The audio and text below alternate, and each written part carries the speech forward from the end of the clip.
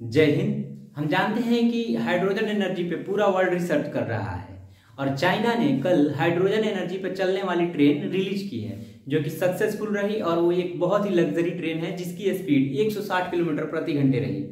और भारत में hydrogen base पे चलने वाली ट्रेन लगभग 1.5 से 2 साल तक आएगी।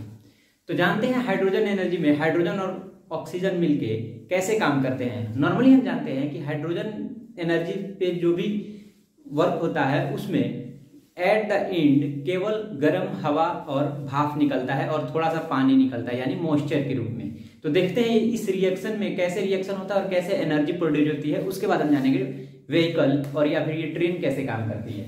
देखिए इस तरफ होता है हमारा हाइड्रोजन सिलेंडर, इस तरफ हमारा हाइड्रोजन सिलेंडर होता है जो कि एक असेंबली में कनेक्ट कर दिया जाता है और इधर से ऑक्सीजन सप्लाई होती है।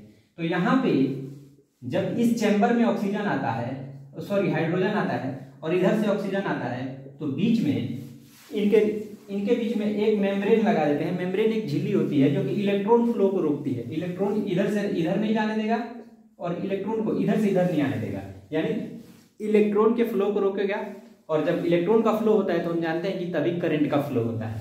इस फ्लो के लिए, इलेक्ट्रॉन फ्लो के लिए आगे एक सर्किट बना दिया जाता है, इन दोनों को कनेक्ट कर दिया जाता है जिससे कि इलेक्ट्रॉन का फ्लो हो।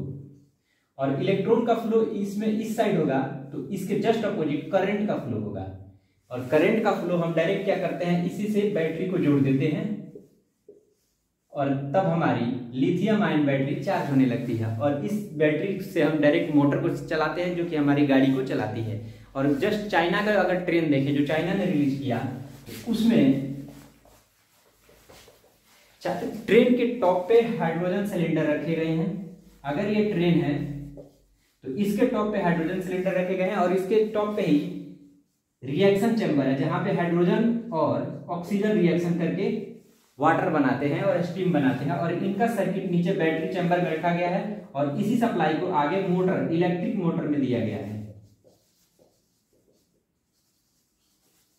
इलेक्ट्रिक मोटर इसी सप्लाई से भी चलती है और बैटरी दी गई है एज ए रिजर्व, यानी अगर बाय द वे ऑक्सीजन खत्म हो जाता है या लीक हो जाता है या फिर किसी भी आपातकालीन सिचुएशन में ये बैटरी कम से कम कुछ घंटों तक सप्लाई देगी और ट्रेन को कुछ आगे बढ़ाएगी।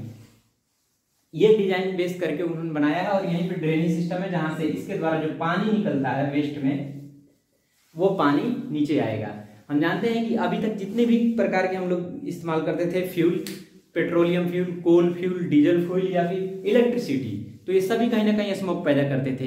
और इलेक्ट्रिसिटी पैदा करने के लिए थर्मल पावर प्लांट में कोयले जलाए जाते थे तो जो कि कहीं ना कहीं पोल्यूशन पैदा करते थे। और ये ज्यादा पोल्यूशन नहीं करता बल्कि बिल्कुल पोल्यूशन नहीं करता। और अभी तक इसका फीडबैक की बात की जाए तो इसका फीडबैक भी वाटर है। फीडबैक में किसी भी प्रकार का रेडिएशन नहीं देखा जाता है और ना ही किसी प्रकार का हार्मफुल एक्शन है, जिस कारण हाइड्रोजन बैटरी को सबसे बेस्ट माना गया है। और इस पर भी हमारे देश में टेस्ला कंपनी ने रिसर्च किया था, टाटा कंपनी, महिंद्रा कंपनी, सबने अपने अपने रिसर्च कर रखे हैं, लेकिन कुछ कमियों के कारण इन्हें अप्रूवल नहीं मिलता जिस कारण ये पब्लिक नहीं होती। तो उम्मीद है कि हमारा देश इस पर बहुत आगे रिसर्च करेगा और अगले साल ही हमारे देश में भी हाइड्रोजन एनर्जी बेस्ड ट्रेन देखने को मिलेगी। हालांकि दिल्ली में भी बसें चली थी हाइड्रोजन बेस्ड, या नितिन गडकरी सर ने भी हाइड्रोजन बेस्ड कार इस्तेमाल किया था और बोला था कि आने वाले भविष्य में यह हमारा कार होगा। तो उम्मीद है भारत भी आगे बढ़ेगा और उसकी जानकारी भी हम आपके साथ साझा करेंगे। और हाल ही में वर्ल्ड साइंस एक्सपो 2023 में सिर्फ 2 ही सबसे बड़े आकर्षण के कारण रहे थे, हाइड्रोजन बेस्ड एनर्जी और एल्युमिनियम प्लेट की बैटरी। एल्युमिनियम प्लेट की बैटरी की खासियत बहुत सारी है, वो केवल 5 मिनट में चार्ज हो जाती है और वो बहुत ज़्यादा बैकअप भी देती है, हाई पोटेंशियल एनर्जी पैदा करती है।